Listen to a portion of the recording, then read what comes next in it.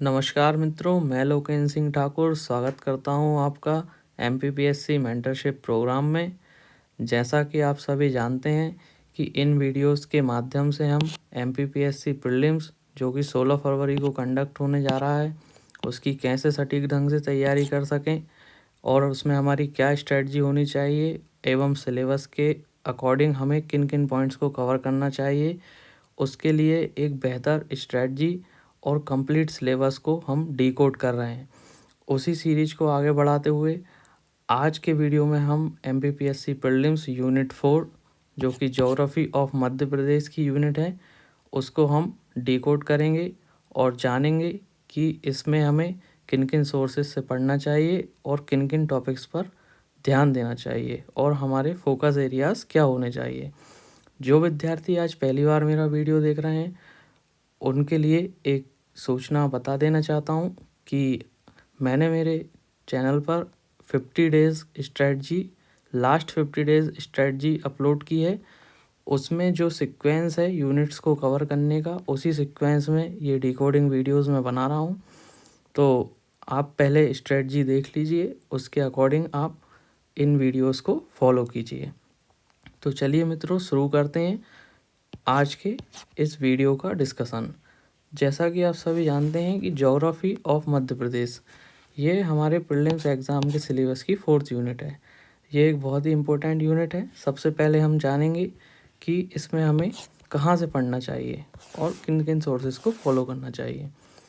देखिए, मार्केट में वैसे ये यूनिट बहुत आसान है, आप किसी भी बुक से इसको पढ़ेंगे मोर और लेस आपको सेम ही इन्फॉर्मेशन मिलेगी। 3 मेन पब्लिकेशंस की बुक आपको मार्केट में अवेलेबल मिलेंगी: परीक्षा धाम, निर्माण आईएएस एवं तथ्यवान। सबसे पहले परीक्षा धाम की बुक जो कि अधिकतर बच्चे प्रेफर करते हैं, शॉर्ट है, एक ही बुक है जो एमपीजीके के लिए आती है। इसके द्वारा कंप्लीट एमपीजीके कवर किया जाता है। इसी में एक छोटा सा पोर्शन है एमपी ज्योग्राफी का, उसके द्वारा कंप्लीट ज्योग्राफी आप कवर कर सकते हैं। निर्माण आईएएस की बुक, जैसा कि आप सभी जानते हैं, निर्माण डिटेलिंग के लिए जाना जाता है। निर्माण आईएएस की बुक्स में कंप्लीट डिटेल के साथ चीज़ें समझाई जाती हैं। एवं निर्माण आईएएस की बुक का एक फ़ायदा ये होता है कि लास्ट में, हर चैप्टर के लास्ट में कुछ वो एमसीक्यूज़ देते हैं जो कंप्लीट जितने भी यूनिट्स में उनने पेजेस में उस यूनिट्स को कवर किया है उसके कंप्लीट एमसीक्यू वो लास्ट में दे देते हैं। तो ये इसका एक फ़ायदा होता है। तो आप चाहें, यदि आप परीक्षा धाम की बुक से पढ़ रहे हैं एवं आपके सहपाठी के पास यदि निर्माण आईएएस की भी बुक है, तो आप एक ग्रुप स्टडी के तौर पे इसके एमसीक्यूज़ लगा सकते हैं। इसके बाद तीसरा सोर्स आता है तथ्यवान की द ग्रंथम। इसका सेकंड एडिशन आ चुका है मार्केट में। ये थोड़ी सी बल्की बुक है। बल्की बुक वो देखने में है क्योंकि उसका फॉन्ट साइज बड़ा है और उसमें थोड़ी डिटेल में चीज़ें दे रखी हैं। इसमें भी कंप्लीट एमपीजीके है। इसको भी आप प्रेफर कर सकते हैं। जिन लोगों के पास परीक्षा धाम निर्माण आईएएस नहीं है तो वो तथ्यवान की बुक भी ले सकते हैं। तो जैसा आपको सही लगे, आप जो भी बुक आपको शॉप पे जाने के बाद सही लगती है आपके हिसाब से, आप उस बुक को परचेज़ कीजिए और इस यूनिट की शुरुआत कीजिए। देखिए, अब मैं इस यूनिट की इम्पोर्टेंस की बात करता हूँ। इम्पोर्टेंस क्या है ज्योग्राफी ऑफ एमपी का? तो जब भी आप एमपी जीके पढ़ना स्टार्ट करें तो सबसे पहले एमपी की ज्योग्राफी को ही हमें पढ़ना है। क्यों पढ़ना है? क्योंकि इसका क्या रीज़न है कि भाई जब हमारी ज्योग्राफी हम पढ़ लेंगे तो हमें कंप्लीट लोकेशंस याद हो जाएंगी कि भाई मध्य प्रदेश में महाकौशल रीजन क्या है, बघेलखंड कहाँ पे है, मालवा कहाँ पे है, मध्य उच्च प्रदेश, सेंट्रल इंडिया प्लेट्यू कहाँ पे है, नर्मदा वैली रीजन कहाँ है, मैकाल रीजन कहाँ है। तो जब हम उसके बाद हिस्ट्री पढ़ते हैं ना, तो हिस्ट्री में जो रियासतें हैं तो वो अलग अलग प्रदेश में, विंध्य प्रदेश की रियासत है, ग्वालियर रियासत है, गोंडवाना रियासत है। तो ये सब हमारे दिमाग में फिर वैसी वैसी एक इमेज बनती जाती है, एक इमेज डेवलप होती जाती है। तब हम फिर उस चीज़ को बहुत अच्छे से कनेक्ट कर पाते हैं और बहुत अच्छे से हमें चीज़ें याद भी रहती हैं, ऑप्शंस भी एलिमिनेट होते हैं। इसके बाद एमपी की इकोनॉमिक्स देखो, किसी भी देश की या प्रदेश की इकोनॉमी उसकी ज्योग्राफी पर ही डिपेंड करती है।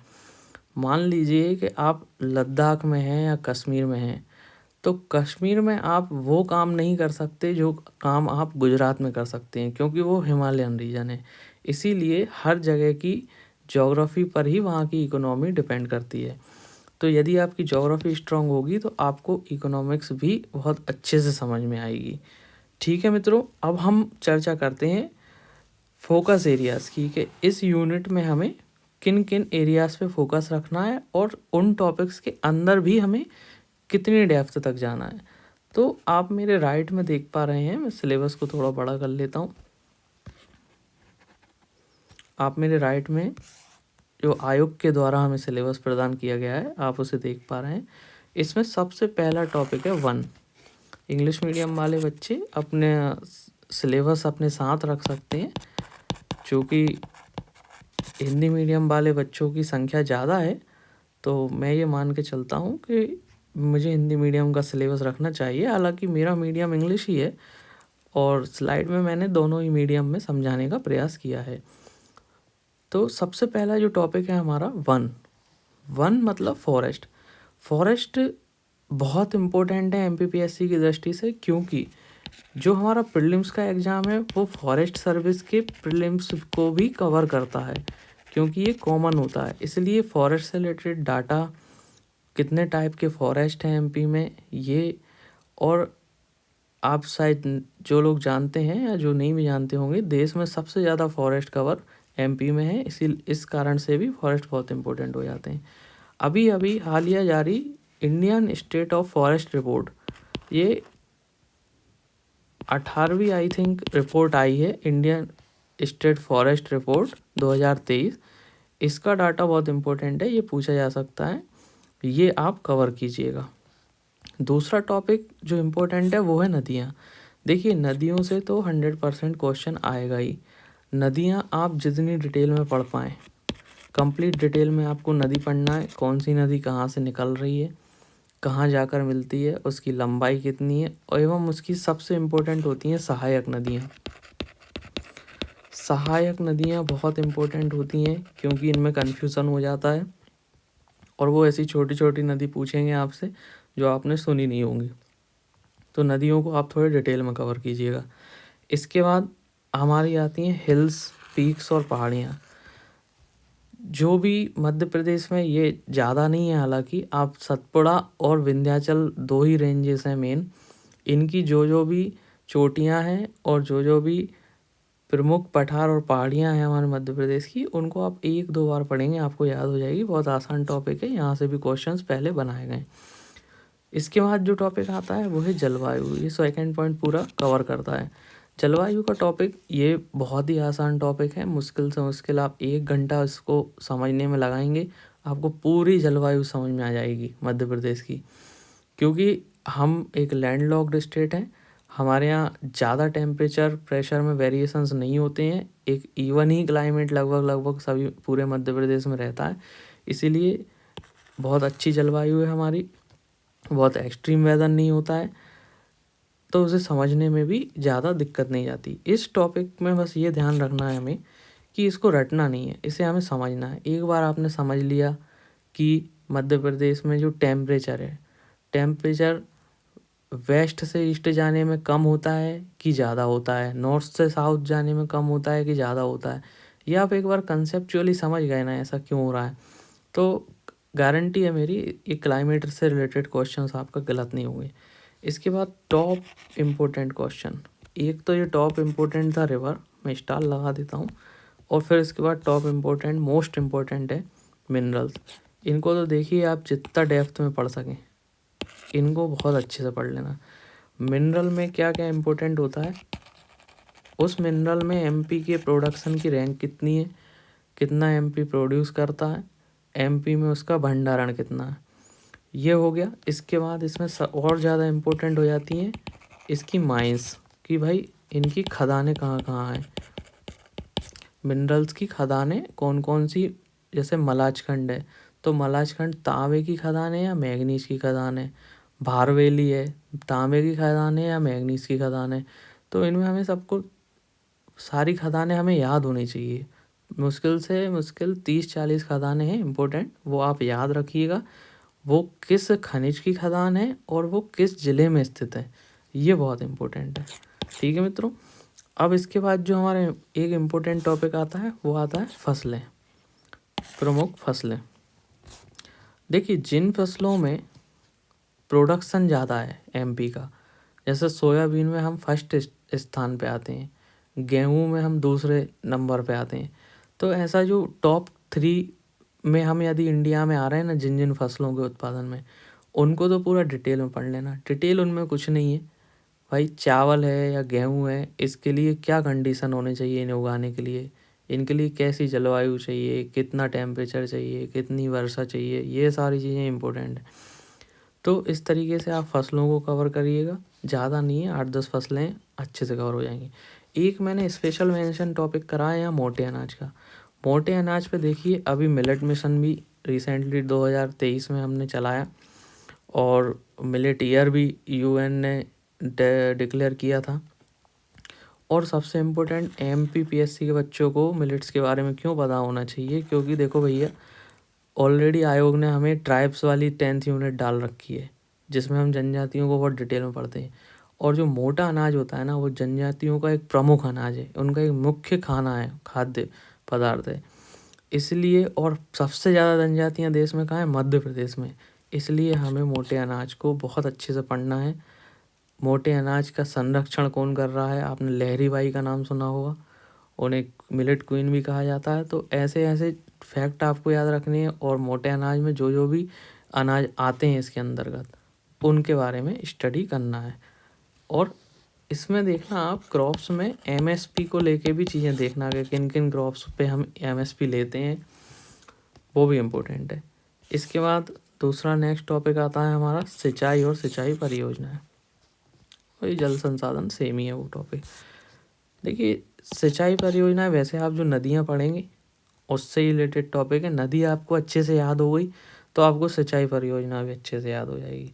बस यही याद रखना है कौन सी सिंचाई परियोजना किस जगह पर है, ये मैंने लिखा है, लोकेशन इम्पोर्टेंट है। तो किस जगह पर है ये इम्पोर्टेंट है, और कौन सी नदी पर है, बस ये आपने याद कर लिया। और ये कब स्टार्ट हुई, कब स्टार्ट हुई ये आप याद रखना। ईयर, लोकेशन और नदी, 3 चीज़ें इसमें इम्पोर्टेंट हैं इरिगेशन प्रोजेक्ट में, ईयर, लोकेशन और नदी। जैसे अपना 1953-54 में गांधी सागर प्रोजेक्ट स्टार्ट हुआ था। अब गांधी सागर प्रोजेक्ट में क्या इम्पोर्टेंट आता है कि भाई पहले तो कहाँ है, मंदसौर में है। किस नदी पर बनाया गया, चंबल पर बनाया गया। कौन सा बांध है, पहला इसमें कौन से कितने बांध बने हुए हैं, इसमें 3 बांध बने हुए हैं। गांधी सागर बांध है, फिर महाराणा प्रताप सरोवर बांध है, फिर एक जवाहर सागर बांध है। तो बस यही इम्पोर्टेंट है। और थोड़ा यदि डेप्थ में चला भी गया तो कैपेसिटी पूछ लेगा कि भाई जैसे 115 मेगावाट का अपना गांधी सागर बांध बिजली का उत्पादन करता है। ज़्यादा डेप्थ में नहीं आएगा, ये 3 चीज़ें ही ज़्यादा इम्पोर्टेंट होती हैं। इसके बाद नेक्स्ट टॉपिक आता है ऊर्जा के परंपरागत एवं गैर पारंपरिक source, conventional and non conventional sources of energy. देखो भाई ये टॉपिक तो 100% इसमें से क्वेश्चन बनता ही है, क्योंकि अभी रिसेंटली हम बहुत सारा काम ग्रीन एनर्जी के ऊपर कर रहे हैं, green and clean energy, E vehicles को भी हम बहुत ज़्यादा प्रमोट कर रहे हैं। इसीलिए जो भी हम एनर्जी के नए सोर्सेज, अल्टरनेट सोर्सेज पे जो भी दुनिया में काम चल रहा है ना, इस वजह से ये टॉपिक बहुत इम्पोर्टेंट हो जाता है। ये करंट के इश्यूज़ का टॉपिक है, हालांकि करंट अफेयर का टॉपिक नहीं है, ये करंट में चलित मुद्दा है। इसलिए इसे पूरा डीप में पढ़ लो भाई। इसमें डीप में भी कुछ ज़्यादा डीप में कुछ होता नहीं है। हालांकि इसमें ये देखो कि एमपी में सोलर पावर प्रोजेक्ट्स कितने हैं, विंड पावर के प्रोजेक्ट कितने हैं, एमपी कितना प्रोड्यूस कर रहा है नॉन कन्वेंशनल सोर्सेज से, ऊर्जा के गैर पारंपरिक सोर्सों से एमपी कितना ऊर्जा का उत्पादन कर रहा है, और किस स्रोत से सबसे ज़्यादा उत्पादन करता है। जैसे सोलर एनर्जी में मध्य प्रदेश का देश में कौन सा स्थान है, 8वां स्थान है, 9वां स्थान है, 10वां स्थान है। तो ये अपनी जो रैंक है ना इसके प्रोडक्शन में, इसकी रैंकिंग भी नीति आयोग निकालता है, और भी बहुत सारी स्टैटिस्टिक्स डाटा आता रहता है, उसके आधार पे इसकी रैंकिंग आप ध्यान रखना। और प्रोजेक्ट सारे याद रखना कि भाई जमगोदारनी विंड मिल्स कहाँ पे हैं, देवास में है। शासन अल्ट्रा मेगा पावर प्रोजेक्ट कहाँ पे है, सिंगरौली में। इस तरीके से आपको ये सारी चीज़ें याद रखनी है। इसके बाद आती हैं industries of MP, Madhya Pradesh के प्रमुख उद्योग। देखिए ये बहुत छोटी सी यूनिट है। इस यूनिट को यदि किसी ने पहले एक बार पढ़ा हुआ है ना, तो वो सिर्फ मुश्किल से मुश्किल 1.5 दिन में इस पूरी यूनिट को पढ़ लेगा। लेकिन यदि आप बिल्कुल नए पहली ही बार पढ़ रहे हैं, तो ज़्यादा से ज़्यादा आपको 5 दिन से ज़्यादा समय नहीं लगना चाहिए। वैसे जो मैंने स्ट्रेटजी शेयर की है उसमें मैंने 4 दिन समय दिया है, क्योंकि समय ही कम है। बट फिर भी ये स्ट्रेटजी सिर्फ इस एग्ज़ाम तक सीमित नहीं है, ये आप आगे भी यदि एग्ज़ाम देना चाहते हैं पीएससी का, ये आप हमेशा जब भी पीएससी का एग्ज़ाम दें उसको भी आप इसे रेफ़र कर सकते हैं, क्योंकि सिलेबस यही रहेगा, मोर और लेस कुछ थोड़ा बहुत ही चेंज होता है। ठीक है मित्रों, अब हम बात करते हैं उद्योग, मध्य प्रदेश के उद्योग। मध्य प्रदेश के उद्योग, ज़्यादा उद्योग तो अभी हमारे मध्य प्रदेश में है नहीं, तो लिमिटेड हैं। उनमें भी सबसे इम्पोर्टेंट है आपके कि भाई कौन कौन से इंडस्ट्रियल पार्क हमने बनाए, इंडस्ट्रियल एरिया और इंडस्ट्रियल क्लस्टर्स। इंडस्ट्रियल एरिया किस ज़िले में कौन सा इंडस्ट्रियल एरिया है, जैसे मंडीदीप है। मंडीदीप किस ज़िले में आता है, भोपाल ज़िले में। पीथमपुर किस ज़िले में आता है, सॉरी मंडीदीप आता है रायसेन ज़िले में, पीथमपुर आता है इंदौर में। ऐसे ही हर ज़िले में कोई ना कोई इंडस्ट्रियल एरिया डेवलप कर रही है सरकार। तो आपको उन इंडस्ट्रियल एरियाज़ का नाम और इंडस्ट्रियल एरियाज़ के ज़िले ये आपको याद रखना है, क्योंकि अभी मैंने जो मेंस दिया है उसमें भी 3 मार्कर 2 मार्कर क्वेश्चन में उनने इंडस्ट्रियल एरियाज़ के नाम लिखने को बोला था, इसलिए आप याद रखना, ये नाम पूछे जा सकते हैं। जैसे जग्गा खेड़ी, जग्गा खेड़ी कहाँ पे, मंदसौर में है। तो ऐसे ऐसे नाम रहते हैं, ये आपको याद रखने हैं, ये आपको बुक्स में मिल जाएंगे। इसके बाद क्लस्टर्स, कि भाई हम स्टील का क्लस्टर कहाँ बना रहे हैं, गारमेंट्स का क्लस्टर कहाँ बना रहे हैं, डायमंड का क्लस्टर कहाँ है, ऑटोमोबाइल का क्लस्टर कहाँ है। ये सब भी बहुत इंपॉर्टेंट है, ये क्वेश्चन इनमें से आ ही जाता है एक आध। इसके बाद ईयर और लोकेशन, कोई भी प्रोजेक्ट बन रहा है, जैसे BHEL है, भारत हैवी इलेक्ट्रॉनिक्स लिमिटेड, तो ये कब बनी, ये कहाँ पर है, इसे महारत्न का दर्जा कब दिया गया। जो बड़ी बड़ी इंडस्ट्रीज़ हैं इनका तो थोड़ा सा अच्छा डीप में नॉलेज ले लेना। इसके बाद कोई भी, जैसे नागदा में है, तो भाई कृत्रिम रेसे बनाने की फैक्ट्री मध्य प्रदेश में कहाँ है, नागदा में। सबसे पहली सीमेंट फैक्ट्री कहाँ खुली, बानमौर में खुली।